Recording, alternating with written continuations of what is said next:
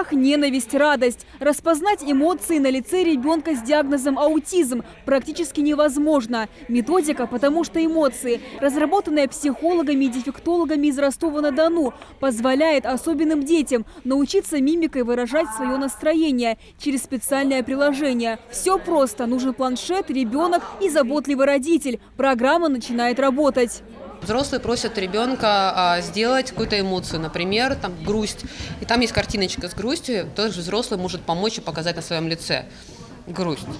Сделать так же. Ребенок должен выстроить на своем лице что-то похожее на грусть, сколько у него получается. И взрослый, как правило, помогает, нажимает кнопку фотографирования, или ребенок может сделать это сам. Затем алгоритм обрабатывает сделанную фотографию, и если что-то неправильно, то прямо на этой фотографии появляется контур. Например, ребенок плохо опустил уголки губ или не опустил их. Появляется контур, который начинает увеличиваться и показывать, что нужно опустить уголки губ. То есть он из ровного, нейтрального делается изогнутым. Таким образом, визуальными средствами ребенку становится понятно, что нужно сделать на его же собственном лице. Это сильно увеличивает процент эффективности выработки навыка выражения эмоций. Мы просто сравнивали, да, эффективность выражения эмоций у детей после 12 занятий на карточках и с зеркалом, специалистом, и на планшете. Та группа, которая работала с планшетом, показала более высокий эффективный результат.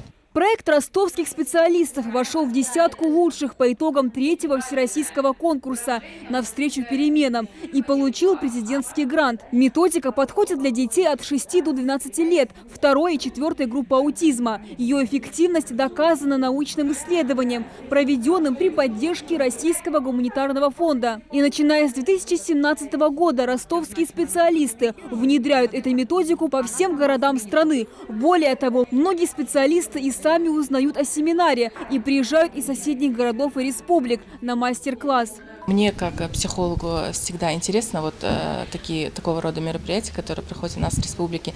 Не всегда есть возможность выехать за пределы, чтобы повысить свою квалификацию как специалиста. Разработчики руководствовались, в принципе, принципами аботерапии. Это известный метод коррекции, считается на сегодняшний день самым распространенным в коррекции аутизма.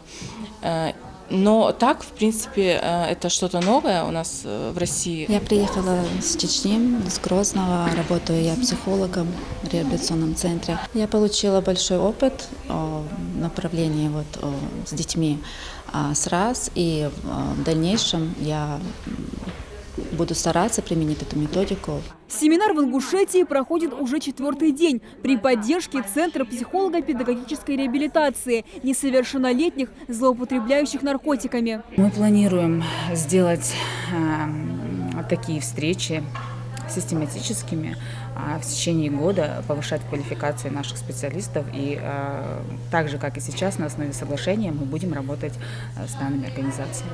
Сегодня завершающий день семинара. По его окончанию каждый из слушателей получит удостоверение о повышении квалификации от Южного федерального университета. Амина Бокова, Магомед Даскиев, Новости 24.